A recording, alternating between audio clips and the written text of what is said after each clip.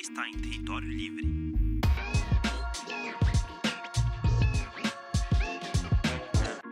Quando eu assisto teus vídeos, é até meio difícil de saber assim, será que ele é mais de esquerda? Será que ele é mais de direita? Será que ele é liberal? Funciona bem. Você vê nos comentários, Felipe, é tudo isso, tá? No mesmo vídeo. Esse professor ele é petista, esse professor é comunista, não, esse professor é bolsonarista, ele é. Eu parei de ver os comentários dos canais que eu gosto, porque, sei lá, me faz mal. Dá um nervoso, né? Cara, acredita que eu odiava história e geografia e hoje eu sou apaixonado por causa de um professor no cursinho também, que foi quando ele deu uma aula de Oriente Médio. E aí, enfim, Oriente Médio, aquela confusão, e saiu um pouco da geografia natural para geografia humana, assim. E aí eu falei, nossa, que interessante isso. Mas vem cá, e a política? O que fez você tá dando aula no YouTube e resolver se aventurar na política? Felipe, eu sempre gostei bastante, né? Eu já participei de movimento estudantil, já participei também, já fui filiado, não com a intenção na época, né, quando era mais jovem aí, de me candidatar nem nada, mas eu sempre gostei de participar da vida política, de debate, associação de bairro e tal. Então, eu sempre gostei dessa parte de discussão, de entender a ideia dos outros, de tentar pegar, né, o aspecto positivo de cada um tem, assim, para tentar construir uma sociedade melhor. E na época das eleições, algumas pessoas começaram a me sugerir, eu recebi convite de alguns partidos políticos para sair como candidato. Falei, acho que pode ser a hora agora, acho que eu quero sim também, além de ser professor, gravar vídeos para o YouTube, eu também acho que eu tenho uma competência legal para virar político. Só que eu confesso, Felipe, que eu fui com uma visão muito idealista, muito longe do real do que é participar da vida política. Realmente, assim, é muito complicado para você fazer parte de um partido político, para você ganhar notoriedade, por exemplo, em propagandas políticas. Você tem que fazer associação com deputado. Eu fui com uma visão muito purista, sabe? Porque eu recebi, por exemplo, convites. Ô, Ricardo, vamos fazer uma dobradinha? Ó, você é deputado estadual? Faz uma dobradinha comigo, deputado federal. Porque eu ganho voto de determinada região, você ganha voto dessa região. Eu falei, pô, mas será que eu vou me associar a esse cara? Eu nem conheço ele.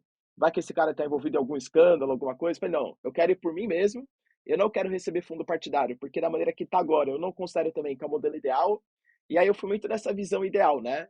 E eu confesso que aprendi um pouco que a política não é tão idealista assim. Eu nunca entrei na política, mas eu já fui bastante idealista. E aí, se envolver também com movimentos estudantis, com movimentos sociais, você vai vendo que, cara, você tem que temperar muito bem, assim, o pragmatismo com a ideologia e vice-versa. Não dá pra só achar que você vai mudar o mundo sozinho, porque é isso, né? Não tem como você mudar o mundo sozinho. E fora que no momento que a gente está, né, Felipe, acho que as pessoas votam muito mais com o coração do que necessariamente com o cérebro, né?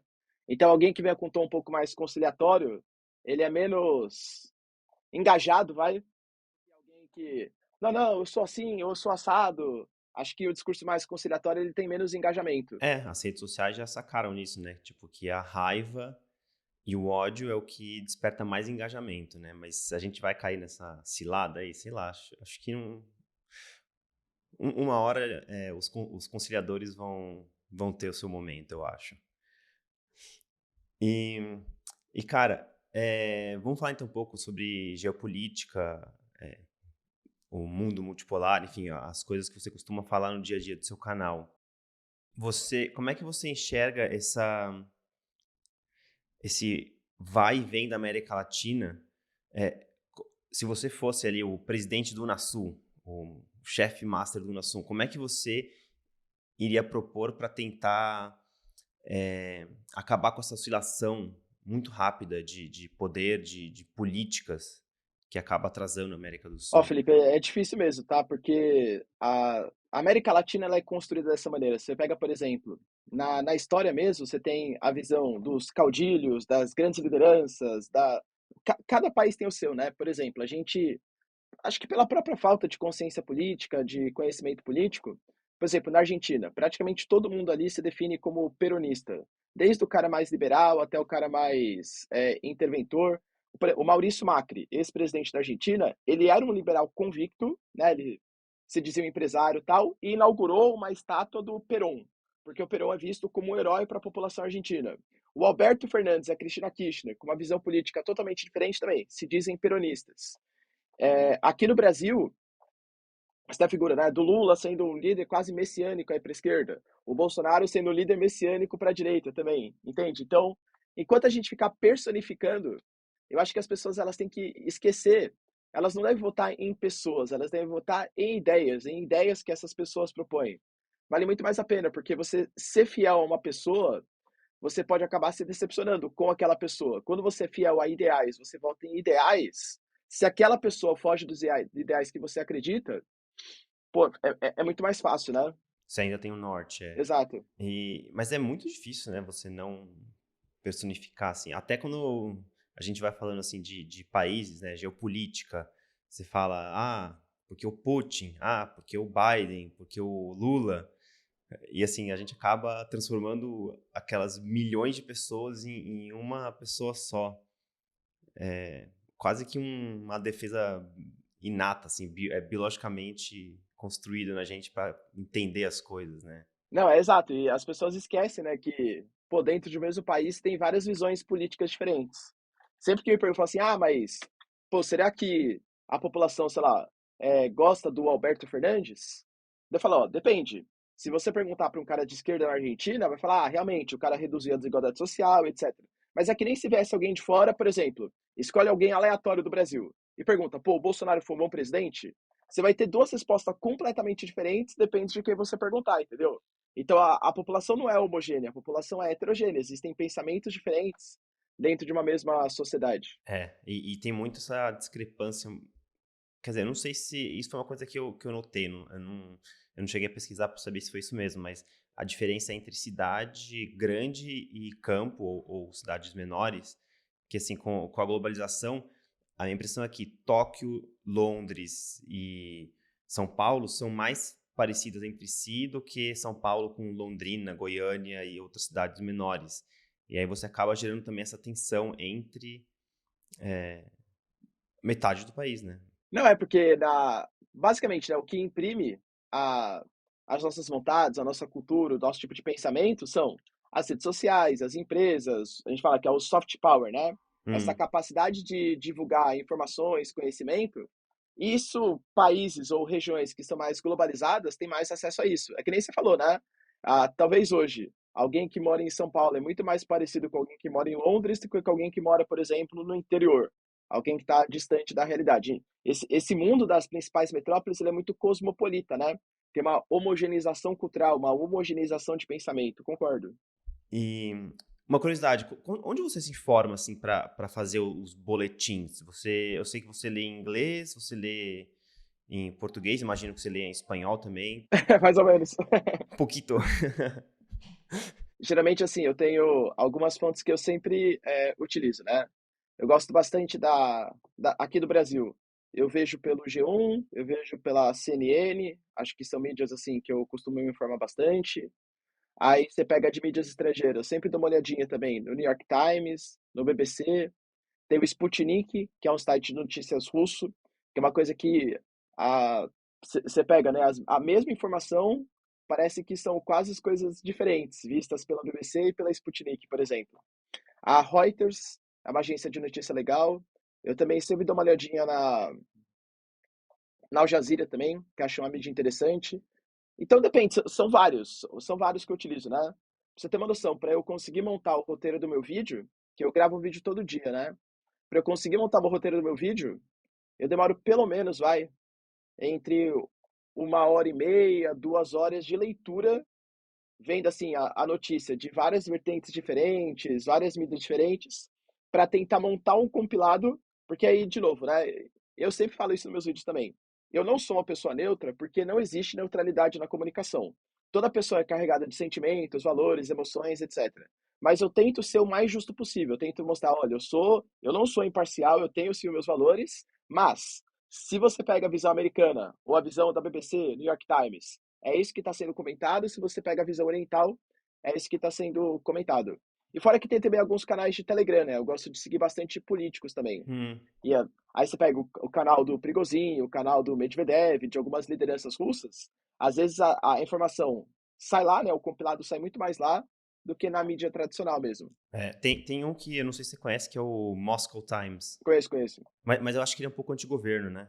Sim, Se eu não me engano. tem um que é mais governista, que é a agência TASS, né? A agência TASS, Ah, sim. que é mais estatal mesmo da Rússia, aí geralmente, claro, é propaganda russa, né? Mas você tem que ler, entendeu? Porque faz parte do Sim, sim. conhecimento, faz parte da informação. E aí você pode também confirmar aquela informação que é frequente em todas as visões diferentes, né? Aí você consegue ter mais certeza, tá, aquilo provavelmente aconteceu, porque está todo mundo falando, né? E uma coisa, cara, que pega em mim também é a África, assim. Eu morei na França, morei em Londres e lá também, tipo, a África é o futuro do mundo, sabe? Aqui também se fala bastante disso, só que o noticiário sobre a África é muito pobre, assim, até tá aí, né? Mas sempre que vai dar, assim, as coisas mais importantes e mais impactantes, a África fica um pouco escanteada. Por que será que por que você acha que isso acontece? Não, primeiro que assim, você tem muito menos informação disponível, né, Felipe? E as coisas que acontecem, elas acabam reverberando menos por conta da importância geopolítica e econômica menor que a África tem. Sendo sincero, Felipe, até uma visão um pouco mais materialista, né, da análise da geopolítica, da análise da história, o que interessa são os fatores econômicos. Então, sei lá, vai, por exemplo, um conflito entre Palestina e Israel, ele acaba saindo muito mais na mídia do que a questão do Sudão, por Uhum, exemplo, porque Palestina e Israel, quando tem um conflito, envolve toda a região do Oriente Médio, que é uma região de passagem, rotas comerciais, gasodutos, que ali concentra quase 2/3 do petróleo do mundo, que ali tem países como Irã, Arábia Saudita, que são lideranças de organizações importantes, como a OPEP. Agora você pega, por exemplo, a África. Mesmo o Sudão, que acabou de tá passando, inclusive, ainda, né, por uma guerra civil, do Radan Dagalo contra o general Al-Burhan, enfim. E por que isso não é tão divulgado pela mídia? Porque o Sudão não tem tanta relevância econômica.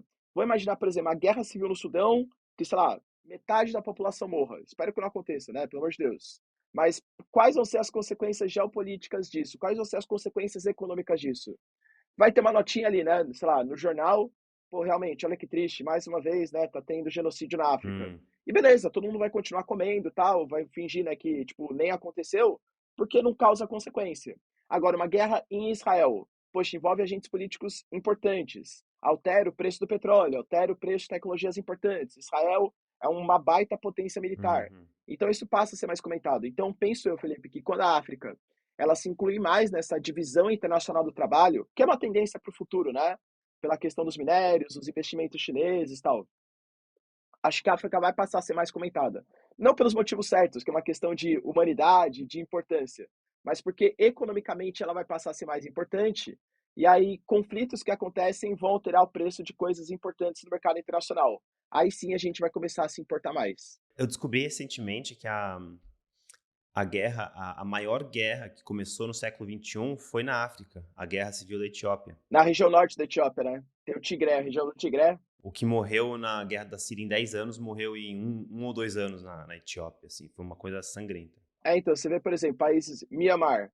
Mianmar é um país que está em constante guerra civil. Poxa, você tem um grupo ali étnico que são os Rohingyas, os muçulmanos de Mianmar. Os caras são apátridas, os caras são perseguidos pelos budistas, que são maioria na antiga Birmania, né, em Mianmar, e ninguém comenta nada sobre isso. O Iêmen está em guerra civil desde 2011. Começou juntinho ali com a Síria. Só que a Síria tem uma importância geopolítica e estratégica muito grande. Olha a consequência para o mundo. O Iêmen, dane-se. Você tem ali uma Arábia Saudita interferindo, Irã interferindo, mas falar assim que o mundo se importa com a guerra civil do Iêmen, não, porque as consequências econômicas elas são baixíssimas. Então, por isso que eu falo, né, a economia é o que move o mundo, infelizmente. Ah, outra coisa que você falou que eu achei muito interessante foi quando você estava falando das economias chinesas e americanas, que a chinesa é aquela coisa que consome muito material, né, porque eles produzem muitos bens materiais, e a estadunidense é mais serviços, tecnologia, que é quase uma economia imaterial. Você conhece algum precedente na história? Ah, Felipe, é que é uma coisa meio nova, né, no capitalismo. Quando a gente faz uma análise geográfica e econômica da história do capitalismo, a gente consegue dividir em várias fases, né, dessa economia. Então, tem o capitalismo comercial, que é aquele típico lá do pacto colonial, período do mercantilismo e tal. Aí tem o capitalismo industrial, que é pós-primeira revolução industrial, segunda revolução industrial. Esse momento do capitalismo atual é um capitalismo que a gente chama de capitalismo financeiro informacional, que ele começa a ficar mais forte pós década de 70, década de 80, no qual a parte mais lucrativa da economia mundial não é necessariamente você produzir as coisas. Produzir as coisas, pode perceber que país desenvolvido, por exemplo, a Alemanha. A Alemanha talvez tenha das principais montadoras do mundo, né? A Volkswagen, Audi, etc. Mas grande parte dessas produções não estão na Alemanha, porque a Alemanha a mão de obra é muito cara, o custo da terra é muito elevado, tal. Então começa a terceirizar a produção, a desconcentrar a produção. Então, é típico desse momento atual do capitalismo que a gestão, a parte do setor terciário da economia, ainda está concentrada na Alemanha. Você pega a sede da Audi, a sede da. Está tudo na Alemanha, é fato. Mas a parte produtiva começa a se desconcentrar. Então é natural. E a China, muito possivelmente, vai passar por isso também no futuro próximo. Por quê? Está se industrializando, está crescendo e tal. Só que daí começa a acumular recursos e a China ela está investindo agora em produção de conhecimento também. A China também está passando por essa fase em produzir tecnologia. Com isso, vai ter o aumento do fluxo de capitais estrangeiros. A mão de obra vai começar a ficar cada vez mais cara. Daqui a pouco não vai mais valer a pena você produzir na China necessariamente. E aí vai começar a desconcentrar.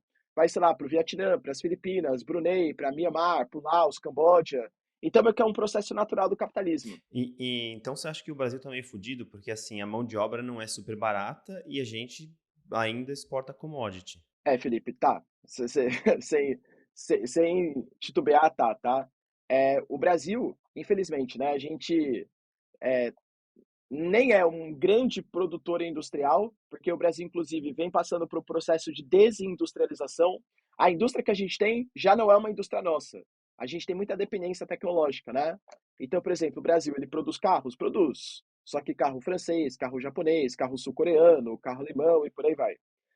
E nem produz tecnologia também. Então, o Brasil vem, e é uma crítica, assim, não ao governo atual. Isso é uma coisa que vem desde a década de 90. A gente vem reprimarizando a nossa economia. A gente está voltando a ser um país que depende da exportação de soja, de cana, de laranja, de carne, de ferro, tá? Ao longo da história do Brasil, cada um com seus problemas. Não estou elogiando eles. Mas realmente tiveram uma política industrial. Getúlio Vargas, Juscelino e os militares. Excetuando esses três governos, que tem várias falhas, tá? Somente o Getúlio Vargas e os militares. Mas eles tinham um plano industrial para o país. Pós década de 80, é só reprimarização da nossa economia. É, parece que o jeito é ditadura mesmo, Não, cara. nem bem de longe. Porque realmente, cara, é muito difícil você conseguir planejar a longo prazo com esse vai e vem das democracias, né, cara? É meio desesperador, porque ninguém quer ser coadjuvante num modelo ditatorial. É, eu acho que assim, a gente deveria fazer um plano, como se fosse, sei lá, um plano nacional de desenvolvimento nacional, sabe? Pegando o caso do Brasil. Então você pega, por exemplo, vai, no nosso Congresso, pô, cria um plano de ações do Brasil, ouvindo a demanda dos liberais, a demanda dos socialistas, dos conservadores e tal. Pô, vamos entrar no consenso. Ó, então isso aqui é o caminho que o Brasil vai ter que seguir. E aí, a gente pega o presidente, até, sei lá, reduz um pouco o poder dele, fazendo com que ele seja obrigado a submeter esse Plano Nacional de Desenvolvimento do Brasil. Então não precisa necessariamente colocar uma ditadura no poder para conseguir fazer isso, né? Mas eu acho que realmente a gente deveria tirar um pouco o poder de governo e dar mais poder de Estado, ou seja, uma coisa do Brasil, não uma coisa de governos. Porque governo vai fazer o que for mais populista para conseguir se reeleger. Então você pega primeiro, segundo ano de mandato, até que eles agem um pouco mais com carga ideológica, enfim. Terceiro e quarto ano, principalmente, que é ano eleitoral, dane-se o plano econômico. Eu quero me reeleger ou colocar meu sucessor. E tem sempre um incentivo pro governo querer virar o Estado, no sentido de, tipo, se reeleger e colocar o sucessor. Exato, concordo. Como que funciona o modelo chinês, você sabe? De política, sim? De política, porque eu sei quer dizer, eu sei não. Eu li um pouco que tem o partido único, até tem outros partidos bem pequenininhos que são irrelevantes, mas tem, né, uma eleição local, regional, e aí depois vai avançando até o Politburo lá, Exatamente. para ver quem vai ser o presidente, né? Então, na China você é um modelo diferente, assim, né? Eh, Tanto que, por exemplo, os chineses falam que o que não é democrático é o nosso modelo de governo. Eles sim são uma democracia. Por quê? Segundo eles, na democracia ocidental, democracia liberal ocidental, nem sempre aquele que é mais qualificado ou aquele que conhece mais do que seria ser um político é o cara que vai ser eleito. Talvez seja o cara que é mais famoso, talvez seja o cara que tenha mais dinheiro para gastar em campanha eleitoral, aquele que consiga atender mais ao lobby de algum setor político. Ah, eu defendo o agronegócio. O agronegócio vai lá e financia a campanha desse cara, coloca nas redes sociais e vai esse cara ser eleito. Talvez isso não seja o modelo mais democrático, segundo os chineses, tá? No modelo chinês, por exemplo, quando você quer ser um político, você tem, assim, se você quer chegar longe, né? Você tem que começar desde pequenininho, pequenininho assim, né? Desde adolescente, participar de movimentos políticos, tal. E aí você pode se filiar a um partido político. Que nem você bem falou, eu não tenho noção exata, número exato, mas são 8 ou 9 partidos que tem na China, tá? Um pouquinho mais, um pouquinho menos. Só que esses partidos eles têm uma abrangência muito local e todos eles estão submetidos ao Partido Comunista Chinês. Ah, tá. Eles estão submetidos. Então todos eles têm que responder ao PCC, ao Partido Comunista Chinês, tá? E aí você vai lá, faz parte desse partido político. Aí quando você começa, caso você se interesse pela vida política, você consiga ser eleito, consiga fazer algumas governanças locais, para você crescer em nível nacional, aí sim você tem que se filiar ao Partido Comunista Chinês.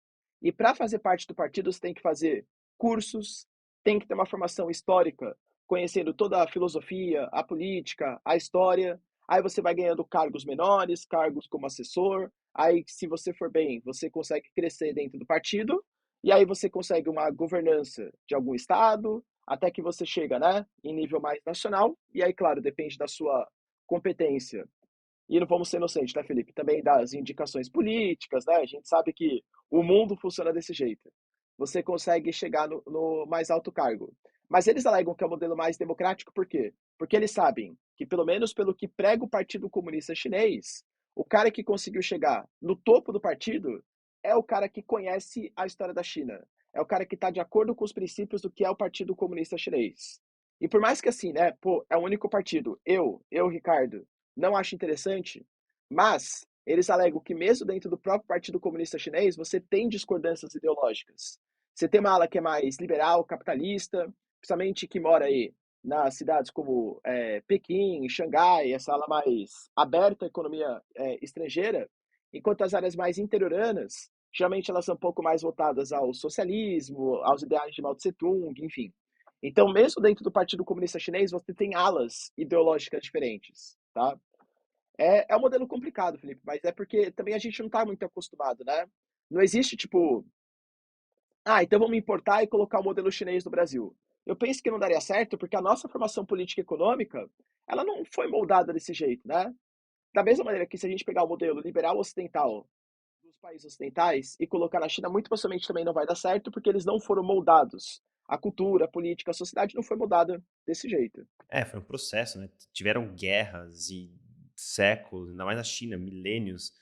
É, mas uma coisa que me fez pensar agora aí foi o incentivo do modelo chinês a, ao foco, assim, não tem atalho, né? Porque às vezes aqui, tipo, algum político, que nem você falou, o cara é famoso porque o Zelensky. O Zelensky ficou famoso por causa da série e ele pegou um atalho para se tornar presidente.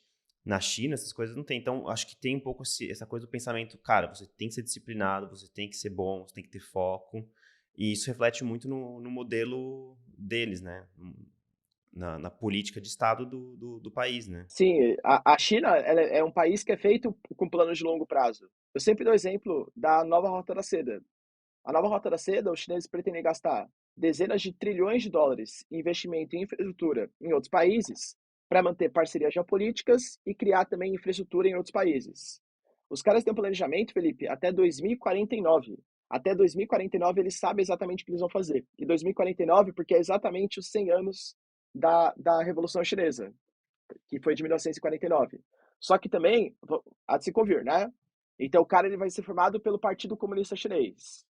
Pô, óbvio que o Partido Comunista Chinês tem as suas lideranças que têm um interesse político em continuar com o mesmo modelo de governo.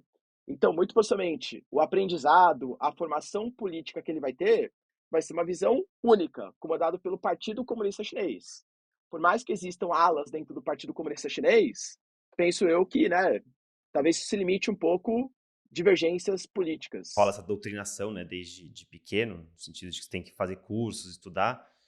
Acho que quanto mais jovem você é, mais sujeito você tá a ser achar que você que teve uma ideia e não foi implantada em você, né. É, porque se porque a base é o que conta muito, né, então se você teve uma formação, que o Estado te deu de valorização, de nacionalismo chinês, tal, essas coisas, pelos moldes do Partido Comunista Chinês, por mais que no futuro você, né, tenha suas experiências, seus pensamentos próprios, ele vai estar galgado numa formação lá da base que você teve, colocada pelo Partido Comunista. Mas também, você entende que isso existe também no Brasil, por exemplo? Pô, Ah, sim. depende muito do local de formação que você tem, das mídias que você assiste. Uhum. É natural, né? É natural. E os BRICS, hein, cara? Você acha que dessa vez vai?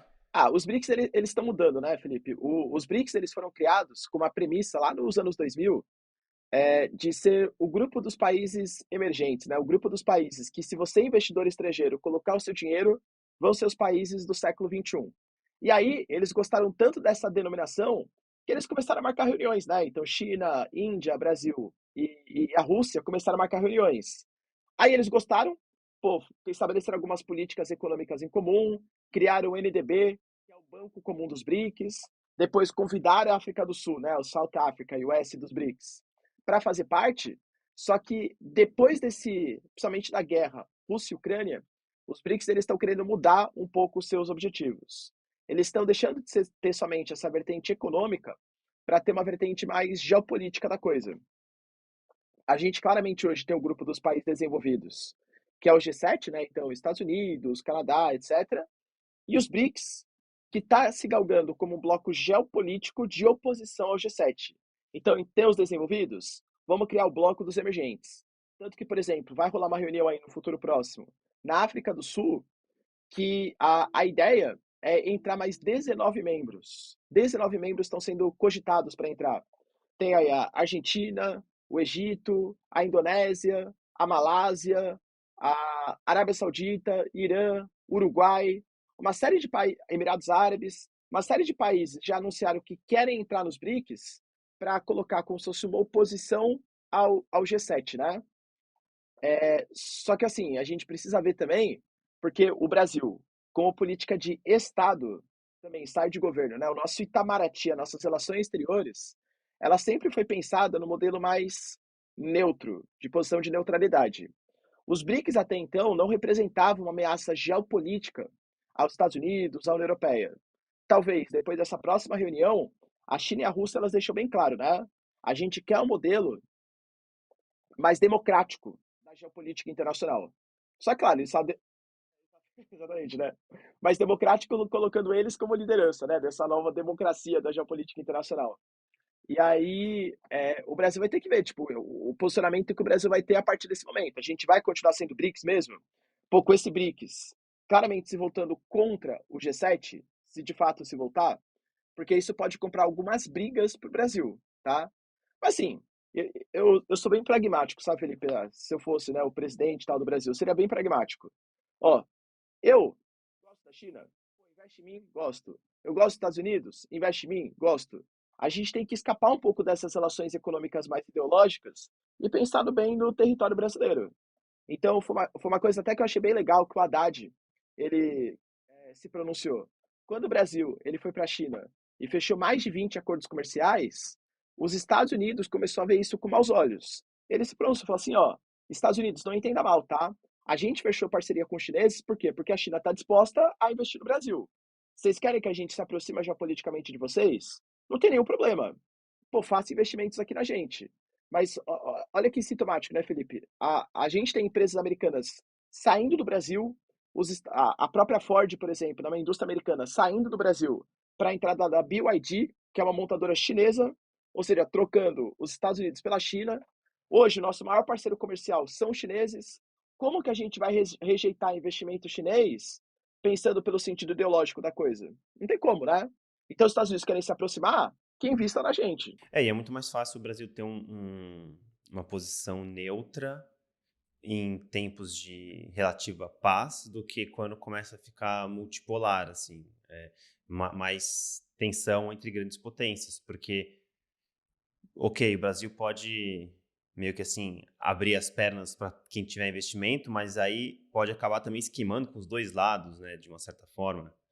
É, acho que é uma relação bem delicada, assim, né, a longo prazo.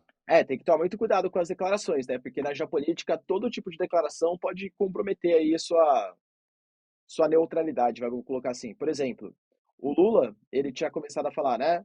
Olha, Estados Unidos e União Europeia são culpados pela guerra, incentivam a guerra. Sendo sincero, Felipe, incentivam mesmo, tá? Financiam, incentivam a guerra. É fato, Estados Unidos e Europa querem que a Ucrânia seja utilizada como um bode expiatório para conter o avanço da Rússia.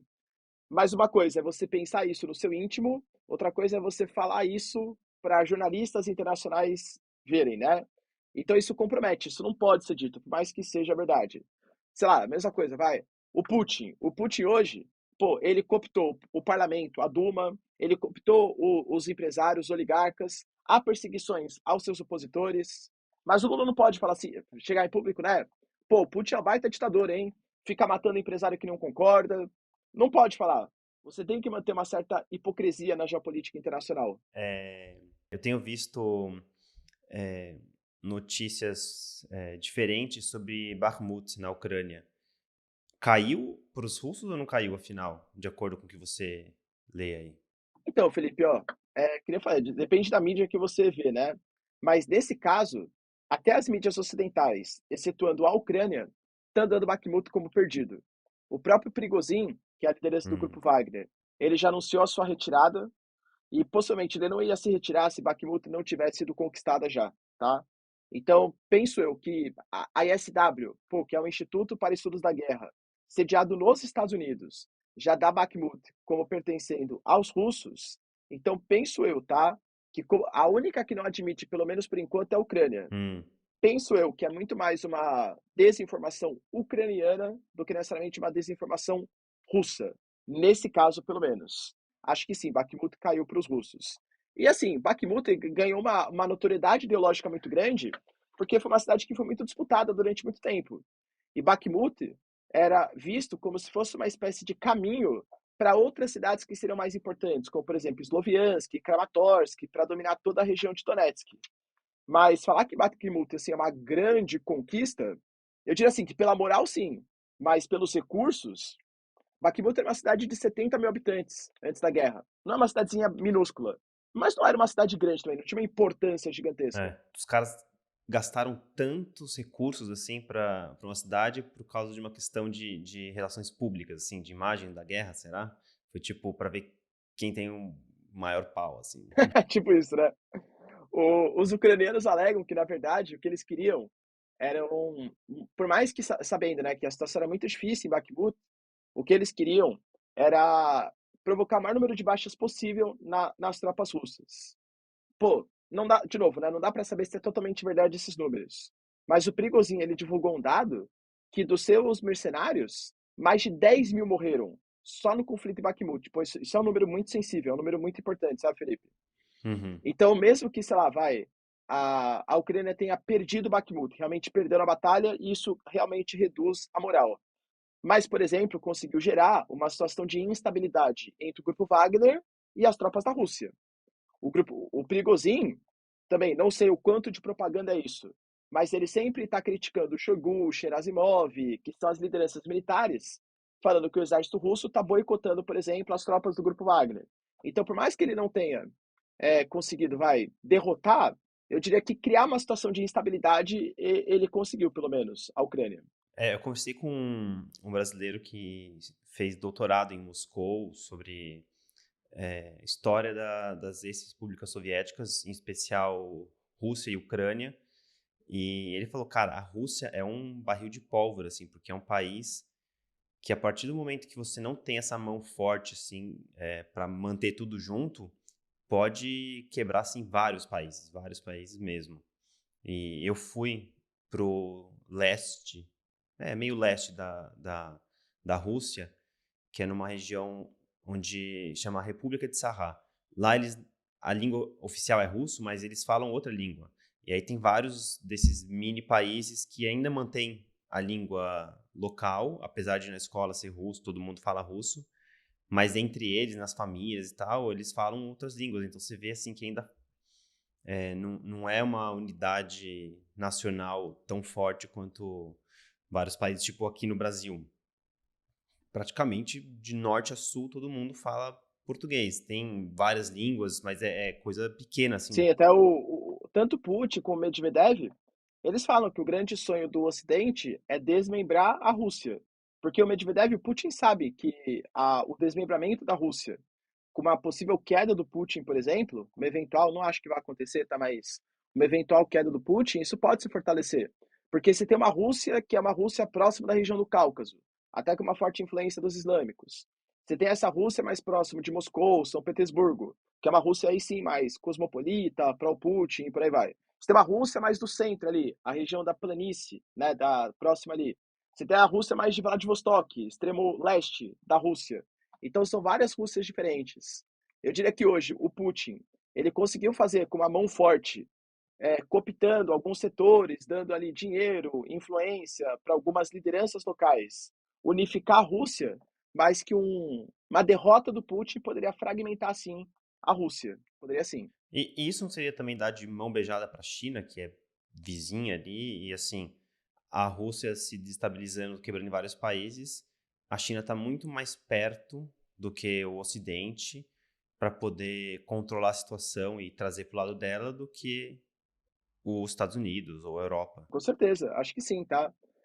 Mas eu diria que assim, a China, os Estados Unidos vai pensar em longo prazo, né? Nesse momento, talvez o objetivo em curto prazo seria conseguir reduzir a influência da Rússia, porque em nível econômico, claro que os chineses são mais poderosos, mas do hard power, o único país que ainda consegue fazer frente com os Estados Unidos é a Rússia, né?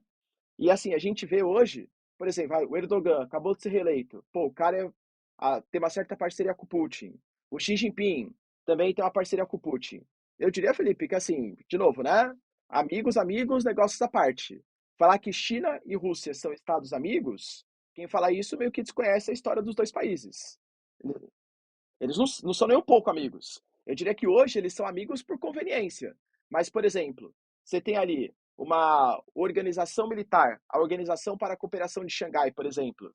Existe uma disputa clara de Rússia e China para saber quem vai influenciar aquele poção de gás e petróleo que é a Ásia Central. Cazaquistão, Tajiquistão, Turcomenistão. A China está crescendo os olhos, só que a Rússia sabe que aquilo é a antiga área da União Soviética, faz parte da CEI, da Comunidade de Estados Dependentes, então existe uma disputa pela Ásia Central. Então eu diria que nesse momento, porque os dois têm um inimigo em comum maior, que é o Ocidente, pô, beleza, parceria econômica, até o Putin e o Xi Jinping. Eu lembro se foi em 2018 ou 2019. Eles trocaram medalhas de melhores amigos. Medalhas, um deu uma medalha para o outro, tá? De melhores amigos. Que cafonice, cara. Eu falo, você nunca ganhou uma medalha do seu melhor amigo, tá vendo, Felipe? Ó, o Xi Jinping já ganhou. Nunca, não tenho melhores amigos. Mas é uma coisa meio que assim, de curto prazo. Em longo prazo, não dá muito para confiar nessa aliança entre China e Rússia. Não dá. A Rússia não invadiu a China e pegou um território, assim, tipo, no século passado? Sim, inclusive a China, ela acabou de divulgar acabou, né? Faz mês passado, um mês e meio, um mapa, as áreas da China e a porção norte ali da China, né, de fronteira com a Rússia, colocando aquele território como território chinês. Então já foi, ó, uma provocadinha aqui, tá vendo? Ó?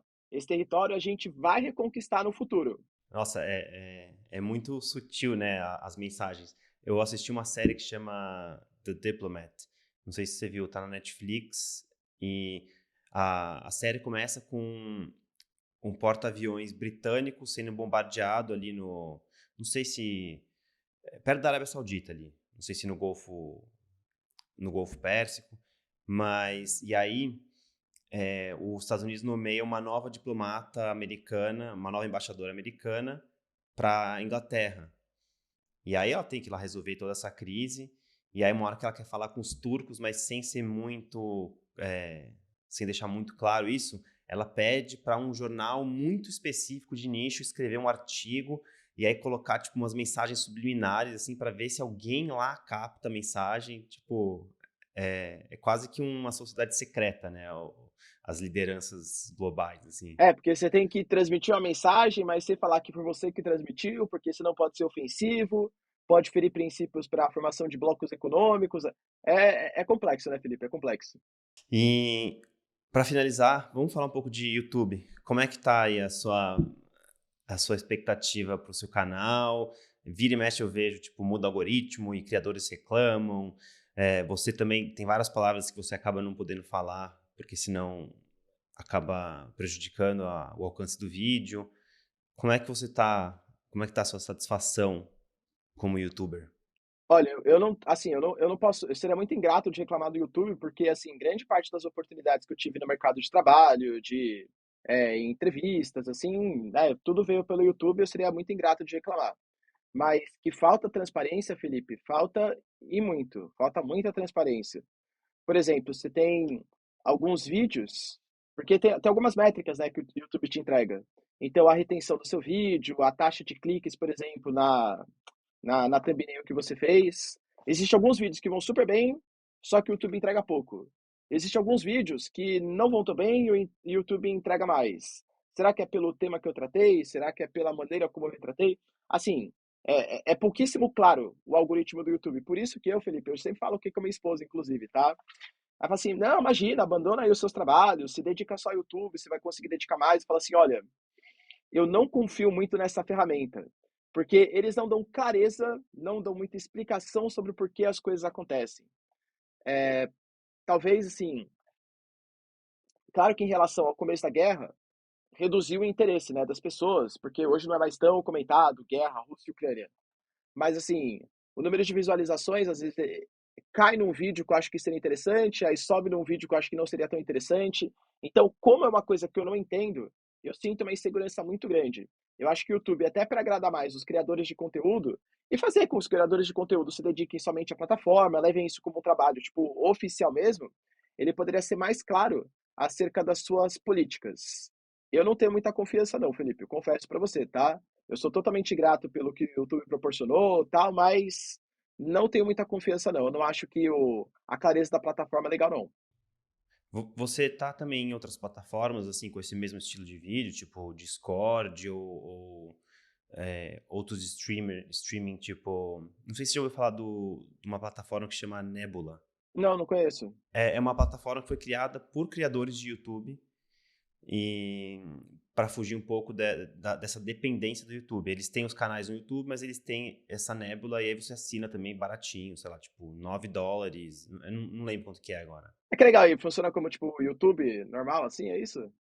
Funciona mais como uma Amazon Prime, um Netflix. Você assina e você tem ali um catálogo de vários canais e tem muitos que, aliás, os criadores são criadores do YouTube, então eu acho que todos são criadores de YouTube e aí você tem vídeos exclusivos da plataforma que não estão no canal do YouTube. E aí tem uma série que chama de Conflitos Modernos, Modern Conflicts. E eu acho muito bom, sensacional. Depois eu te mando o link. Pô, que legal, quero sim, quero sim. Mas você tá em outros canais também? Tipo, outras plataformas? Na verdade, ó, eu tenho o meu Hum. Instagram, porque, Felipe, apesar de eu ter meu YouTube, né, que nem eu falei, eu sou um pouco conservador, assim, com essa parte de mercado de trabalho, eu ainda trabalho presencialmente. Eu dou aula em cursinho, né, presencial. Como faziam os maias, né? Exato. Exato. E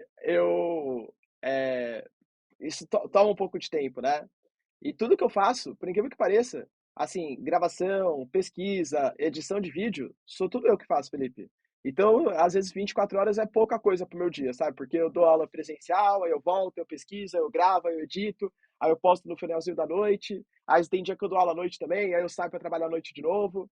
Então, assim, como que hoje me bem remunera, né? É o YouTube e a plataforma que eu tenho de aulas online, é o que eu acabo me dedicando mais. Mas eu confesso que é um dos meus planos largar um pouco essas coisas presenciais, tomar coragem e ir mais pro mercado da internet, levar um pouco mais a sério isso. Porque, por exemplo, eu tenho um Twitter, mas eu praticamente não utilizo. O meu Instagram, raramente consigo gravar um Reels, postar alguma coisa.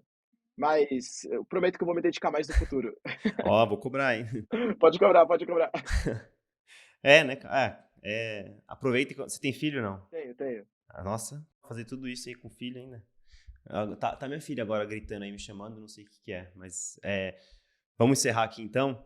Cara, eu queria agradecer aí pelo tempo, pelo seu escasso tempo, e até uma próxima, cara.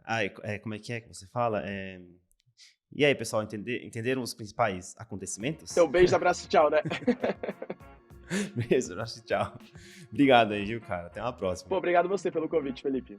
Abração.